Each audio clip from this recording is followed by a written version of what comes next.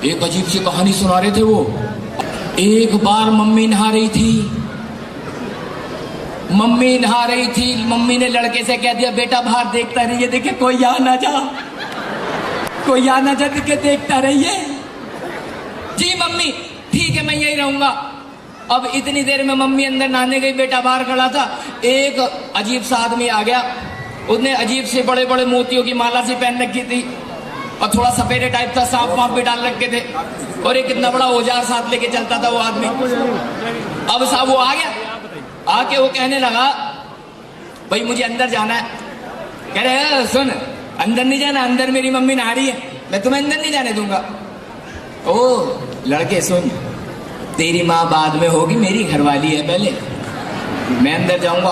अब मेरे दिमाग में टेंशन हो गई, मैंने कहा यार अगर लड़का इतनी बातें कर रहा है तो 10-12 साल का तो होगा, और जो बाहर आदमी खड़ा है वो कह रहा है अंदर वाली जो महिला है वो मेरी पत्नी है, और लड़का कह रहा है कि वो मेरी माँ है, और वो दोनों एक दूसरे को जानते नहीं है। हेलो थिएटर भाई साहब, मैं दिमाग लगा रहा था मेरी माँ कथा पढ़ी जा रही थी, मैं दिमाग लगा रहा मेरी माँ कथा पढ़ रही है। चलो मैंने सोचा और सुनता हूँ और क्या हुआ। अब साहब कहानी क्या थी, उसने कहा मैं अंदर जाऊंगा, उसने मना किया, जाऊंगा नहीं जाने दूंगा, जाऊंगा नहीं जाने दूंगा, जाऊंगा नहीं जाने दूंगा। इस ऊहापोह की स्थिति में उसने एक औजार जो लेके घूम रहा था ना, वो ऐसा वाला यूं, ये वाला जो औजार था, उसने उस बच्चे की गर्दन पे मार दिया। अब बच्चे की गर्दन पे लगा और बच्चे घटाक से गुद्दी जमीन पे गिर गई। और अब मैंने कहा ले ये क्या कहानी हो गई, 302 सीधा 302। मैंने कहा भैया ये तो कहानी खराब हो रही है।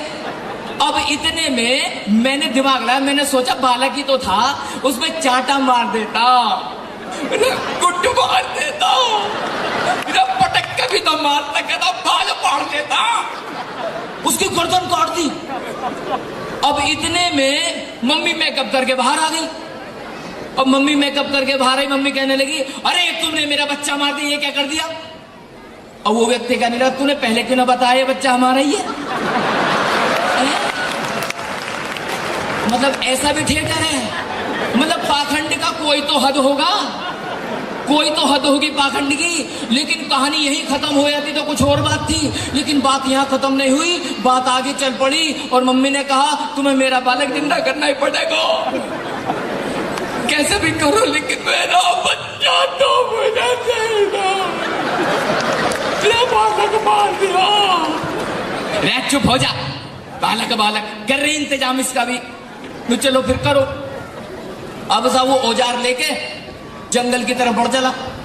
मम्मी टेंशन में, बालक यहाँ मरा पड़ा है, औजार लेके उधर चल रहा है, औजार लेके जंगल की तरफ जा रहा है। जंगल में गया, उसने देखा कि एक हथनी सो रही है और उसका बच्चा सो रहा है, लेकिन हथनी ने उसकी तरफ कमर कर रखी थी।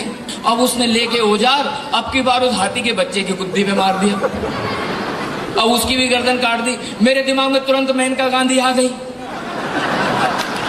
मैंने कहा इसने तो गुरु एक औरत हत्या कर दी। अब जब हत्या कर दी तो गर्दन लेकर के यूं, हेलमेट लेके न चलते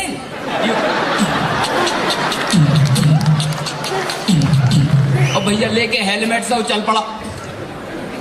इतनी बड़ी गर्दन हाथी के बच्चे की, किसी तरह से वहां पर आया, आके कहने लगा वो कहाँ है भाई, तो ये रहा जीते, यहीं तो गिर के गई तुम, ये रहा यही। अब उसने, वो कौन सी ताकत थी,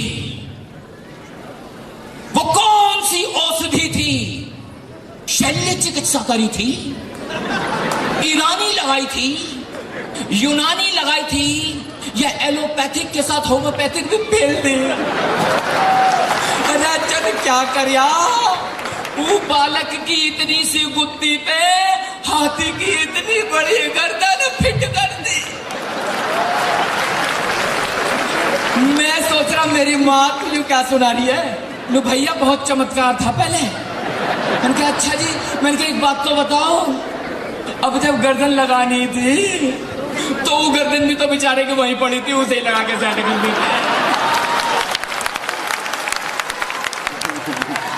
उसे लगा देते